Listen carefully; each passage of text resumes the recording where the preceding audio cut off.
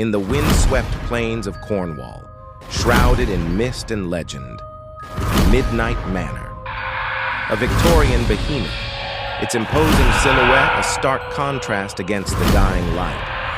For generations, whispers of its dark history have echoed through the cobbled streets of the nearby village.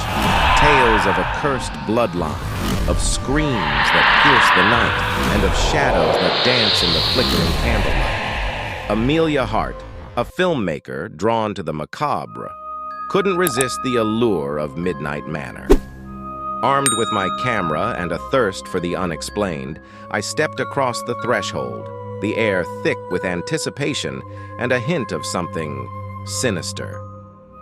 The manor was a labyrinth of dust-laden rooms, each one whispering secrets of a bygone era. Portraits of stern-faced ancestors watched with accusing eyes, their whispers carried on the wind.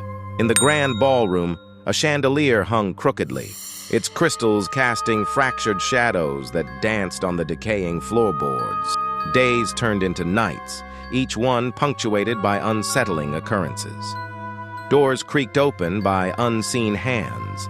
Disembodied laughter echoed from empty corridors, and fleeting glimpses of figures in the darkness sent shivers down my spine. My camera, once a tool of documentation, became a shield against the encroaching shadows. Then one stormy night, I stumbled upon a hidden chamber. A dusty tome lay open on a rickety desk, its pages filled with cryptic symbols and unsettling illustrations. The words spoke of a vengeful spirit, bound to the manor by a generations-old curse, forever seeking revenge on those who dared to trespass. Panic seized me as the manor transformed into a living nightmare. Grotesque faces materialized in the darkness, their whispers turning into guttural screams. The floorboards creaked under unseen footsteps, and icy fingers brushed against my skin.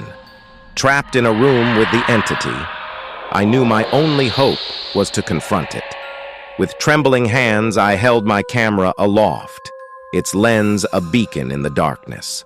As the entity lunged, I captured its image, a horrifying visage of rage and sorrow.